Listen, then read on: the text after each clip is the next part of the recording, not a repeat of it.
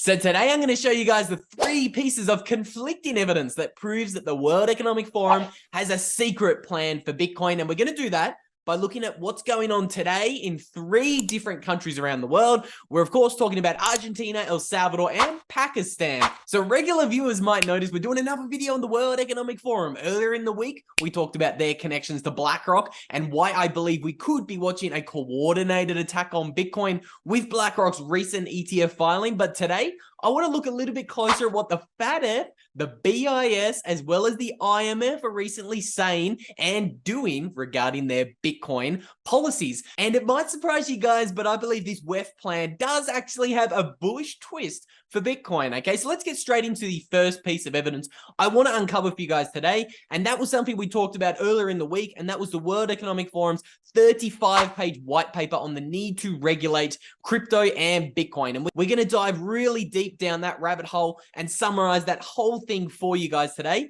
But before we do that, I want to actually show you the second piece of evidence, because earlier in the week, everybody's favorite central banker, Augustus Carstens, came out with a very interesting announcement in the Bank of International Settlements 1-year annual economic report. Many smart contracts can be bundled together like a money Lego. Ledger entries maintained by trusted intermediaries. I mean, that was a huge innovation in the 16th and 17th centuries, because it was actually that kind of innovation which allowed financial innovation for new types of financial instruments. At some point, it would be better, we argue, to go to a new financial market infrastructure. So a brand new infrastructure that can, start with a clean slate. Now, with programmability, what tokens can do is to combine all of the different steps, the trading, the reconciliation, and the settlement, all of the different steps into one seamless operation.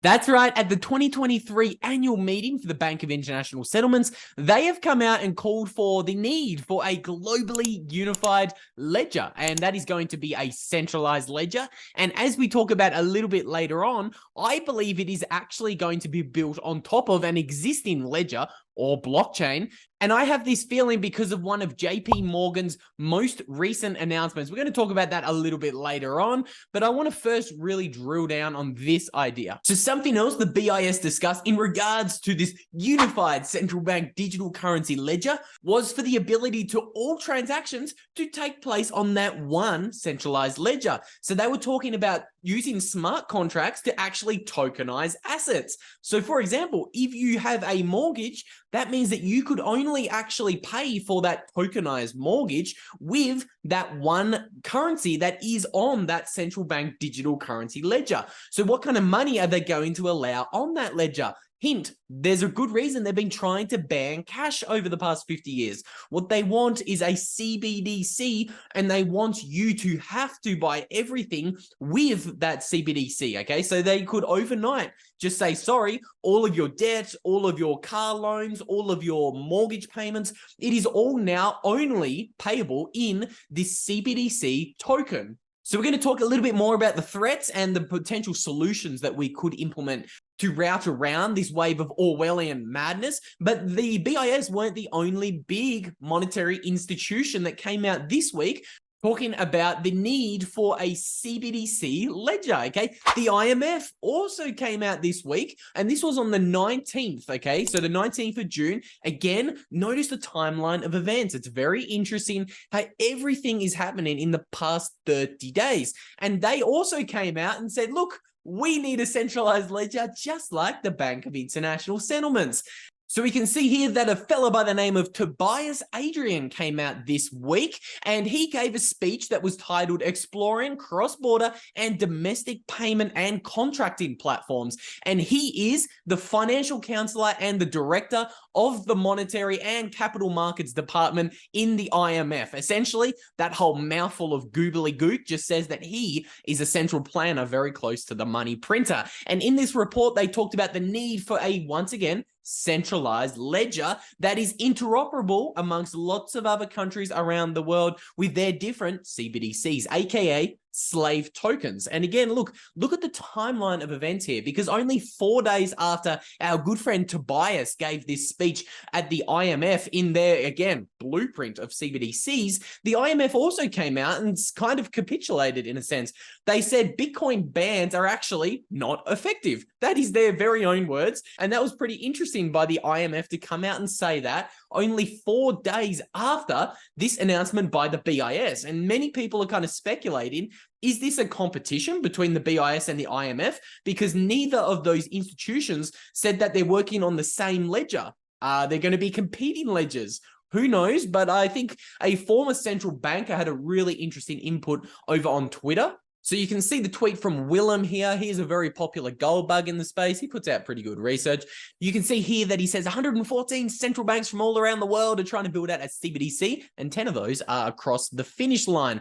And he referenced the IMF's central bank digital currency blue paper we were just talking about. And look who commented underneath. Kathleen Tyson. She actually says, looks like an interesting rivalry between the Bank of International Settlements and the International Monetary Fund shaping up. And she says many others might launch multi-currency platforms too, maybe like Bitcoin. There will be thousands of imitators, frauds, and forks ahead. And the reason I want to highlight her words is because when we have a look here, she is actually a former central banker. So again, I always tell you guys, watch what these people are saying. And I thought those were some very interesting comments. So if you guys have any theories about whether the BIS and the IMF are either opposed or in bed, I would love to learn more. So leave me a comment down below and send me down any rabbit hole you want to send me down. There is only a finite amount of hours in the day, so I didn't actually have the time to research in depth whether those two institutions are friends or foes. So let's talk about another institution who I regard as a big foe, and that is the World Economic Forum. And let's really dive deep into this 35-page white paper, and we're going to come back to the IMF and how all of this relates to Argentina, Nigeria, Pakistan, and El Salvador at the end of today's video. So we're going to come back to the Bank of International Settlements and this talk surrounding central bank digital currencies a little bit later. I want to first actually start pulling apart this 35-page white paper, and I'm going to summarize it for you guys because it was one hell of a read for me on a Sunday morning, okay? 35 pages, yeah, you need a few coffees to put that puppy away. But I believe the summary of that 35-page paper is the World Economic Forum is simply going to do what they do best, and that is infiltration. So that we penetrate the cabinets. So in the paper, one of the very important things that they talk about in a whole chapter is the divided geopolitics of the world. So today we have countries who are actually pushing back against this great reset agenda. So we have countries like Russia who are openly saying, yeah, you know what? We are off this great reset agenda. We're going to actually accept Bitcoin and crypto for our oil, and we're going to trade in whatever currencies we want, okay? And we also have other countries like El Salvador who are openly giving the IMF the middle finger by making Bitcoin legal tender and refusing to cave even after the repeated attacks that have come out of the US as well as the IMF trying to hinder Bitcoin adoption in the country. We're going to talk about that a little bit later on in today's video. And obviously another example of a country not going along with the narrative was Mexico. So in Mexico, all throughout 2020, 2021, 2022, Mexico was wide open. They didn't enforce any lockdowns like the rest of the world coordinatedly did. And it's very interesting that today there are actually two young presidential candidates in Mexico who are former World Economic Forum young global leader people. We're going to talk about that a little bit more and why they could potentially be trying to run for president in Mexico. Now, something else that really stood out for me in this report was the fact that the World Economic Forum was actually recognizing the fact that Tether and USDC Circle are very centralized, and they actually hold a majority of the trading volume for US dollar stablecoins. So I think a very interesting shoe is actually about to drop. I'm going to leave that prediction for later on in today's video. I want to actually move on to something else the WEF said. They actually said that this centralization in some cases in crypto can actually be a good thing. So what do you think they're talking about there?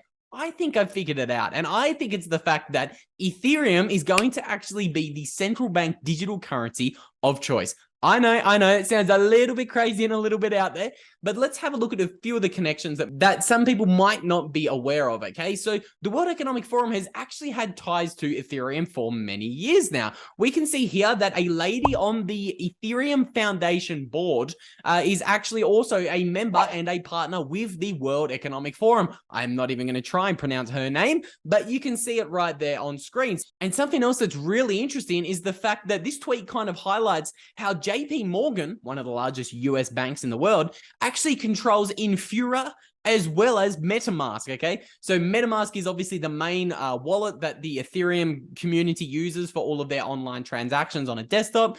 And obviously Infura is the centralized AWS server where over 80% of the Ethereum nodes connect to. That is, of course, because it is nearly impossible for the everyday person to run an Ethereum node that validates the entire copy of that ledger and actually gives them a vote, okay? For somebody to actually run an Ethereum validator, I believe it actually costs over 32 ETH, and I saw this recent tweet where some of the Ethereum Foundation board members were actually saying, hey, look, we should actually raise the entry cost for the everyday person who wants to run a node higher, much, much higher. And this is obviously why I call Ethereum very centralized, okay? And this is why I believe the World Economic Forum loves Ethereum, and this is why I believe the World Economic Forum hates Bitcoin, okay? Bitcoin cannot be controlled by rich people. We saw this play out in 2017 in the block size wars, where over 80% of the mining power and 80% of the exchanges in the Bitcoin space wanted to actually increase the block size on Bitcoin,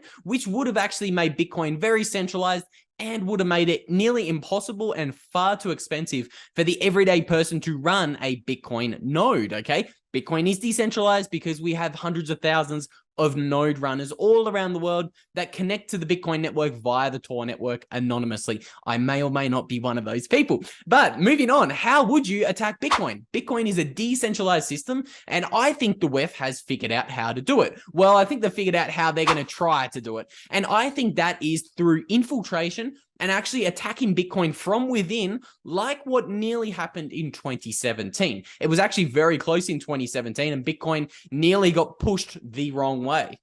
So until this recent news that I'm about to show you guys, I didn't really read much into the fact that the World Economic Forum was partnered up with Lightning Labs as well as Chainalysis, okay? I always, watch all of these dots and connections and moves that are being made by people and institutions like the World Economic Forum, but I don't like to voice my opinions and look like a, little bit of a tinfoil hat conspiracy theorist until lots of these ducks start lining up in a row and they start quacking. And I think I've actually found a quacker, okay? And this quacker comes in the form of a video that the World Economic Forum recently put out, partnered up with a Bitcoin mining company. I'm going to first play you the video, and then I'm going to tell you why I think it's strange.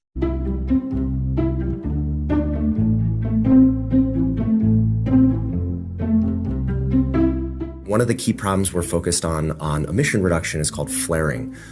Flaring happens either in the oil field or in landfills, where you have this waste stream of gas that's associated with oil production or happens from decomposition of landfill.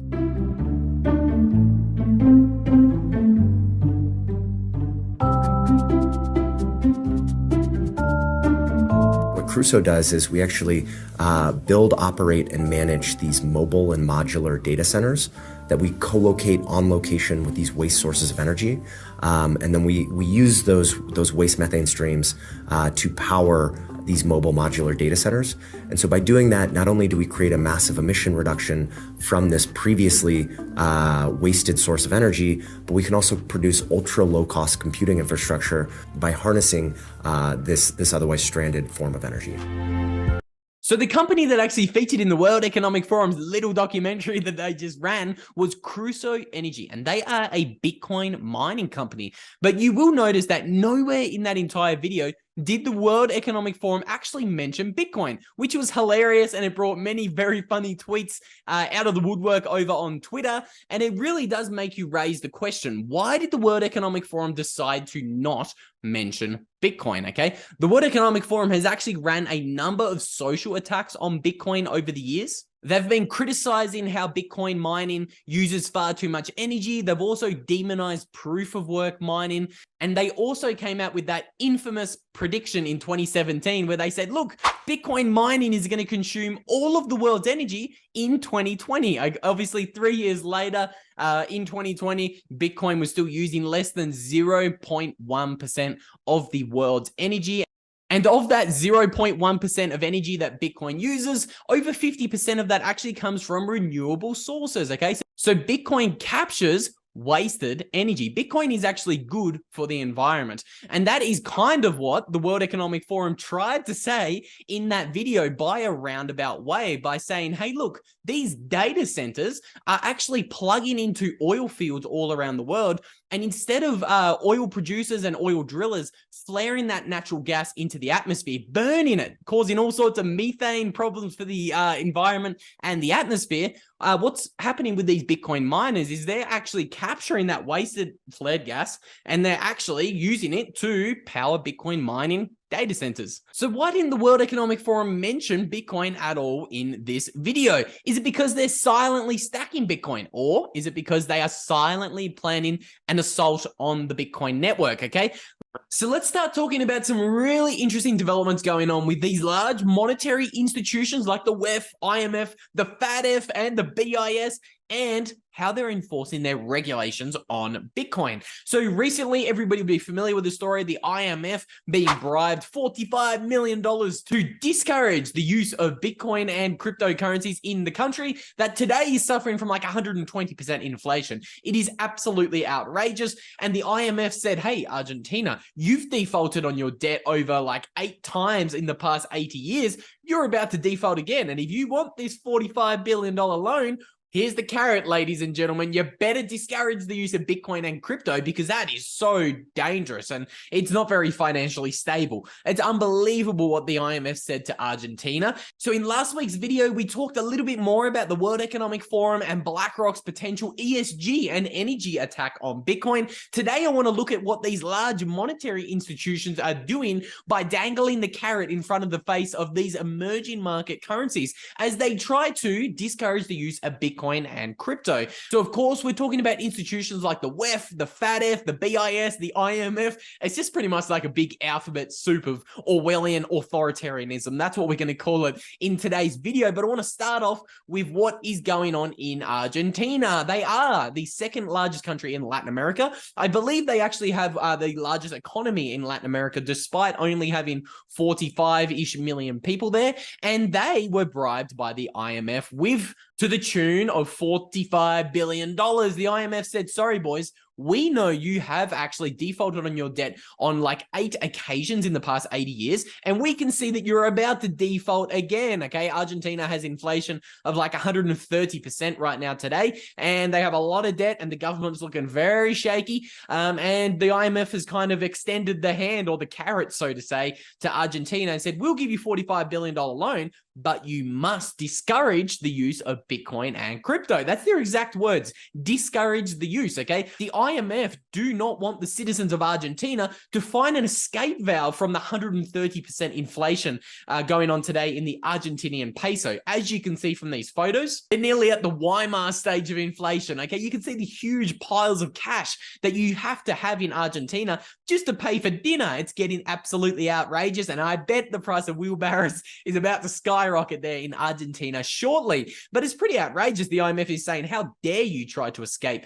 the Argentinian peso with Bitcoin? Oh no, that's far too dangerous. It's pretty outrageous. The IMF is trying to force people to use the depreciating currency, which is losing half of its value in only 4 months. That's outrageous. Imagine having your life savings in Argentinian pesos. Over the past 4 years, half of your life savings has been evaporated by inflation. And the IMF says it's far too dangerous and it's not very inclusive, and it certainly doesn't promote financial stability for the Argentinians to use Bitcoin or US dollars. No. You must discourage the use of that. But this is how I believe some of the attacks are going to continue to escalate. It's going to be soft attacks like this. It's going to be bribes. It's going to be, you want a loan, you have to discourage Bitcoin. We're seeing a similar thing happen in Pakistan, okay? Pakistan is actually the 5th largest country, I believe, in the world today. There's over 200 million people in population, and the government just came out and said, Cryptocurrencies will never be legalized in Pakistan, and many people are speculating this is in order to stay on the good side of the FATF. So, of course, we're talking about the Financial Action Task Force Authority, and they came out only last Thursday with a paper that was actually titled An End to the Lawless Crypto Space. And of course, this is very interesting because Pakistan has a little bit of a shaky relationship with the FATF. Last October, they actually took Pakistan off their grey list. And of course, they were taken off this grey list in regards to concerns surrounding anti-money laundering techniques going on in Pakistan. Of course, the BIS, the FATF, they're all about making Bitcoin and crypto look as if it's facilitating money laundering. But when you look at the stats, we all know that is not true. And surprise, surprise, guess who else is currently in talks with the International Monetary Fund? Pakistan. And this is because Pakistan's having a little bit of a financial crisis. You can see that the Pakistan rupees actually lost 30% against the US dollar over the past 12 months. And this is why Bitcoin priced in Pakistan rupees is actually up over 100% this year. Meanwhile, if you price Bitcoin in the USD, it's only up 60%. So again, this is another example similar to Argentina of how these institutions are going to try to attack Bitcoin through infiltration and bribes. And it's really interesting. We can see here Pakistan has the 6th largest adoption of Bitcoin around the world. And by this little tweet thread I popped out last week, I was showing which countries have the highest Bitcoin adoptions. And you can see adoption is surging in countries like Pakistan and Argentina, which are huge. Again, these are countries with huge 200 million and 50 million populations. And Bitcoin adoption is booming in these countries. And that is all because of inflation. You can see the inflation that they're suffering from is enormous. This is Steve Hankey's. He's a favorite in the Bitcoin space, but he has this inflation dashboard, and he shows that Argentina's inflation is 129%. And he also shows that Pakistan's inflation is 41%, much higher than the official government-approved CPI inflation baskets. And this is why nation states are changing what they put in their treasury reserves. Pakistan's actually an interesting one because they have a lot of gold. We can see here that Pakistan has 29% of the country's reserves actually sitting in gold. That's in the top 10 for countries around the world in terms of how much percentage of their reserves is stored in gold. That's huge. And, you know, Pakistan's booming Bitcoin and crypto economy shows that the country is trying to get out of the traditional legacy system, and countries who do try to escape the traditional legacy system also get attacked. Of course, we're talking about El Salvador, the first country that made Bitcoin legal tender. The IMF has urged El Salvador on multiple occasions to discontinue Bitcoin's legal tender status. They've even tried to influence different ratings agencies to actually downgrade the suitability of El Salvador's debt. But it's really interesting. It is heating up around the world. If you guys want me to do a little bit of an update on the global state of Bitcoin usage around the world, let me know in the comments down below. I might make a video on that one shortly.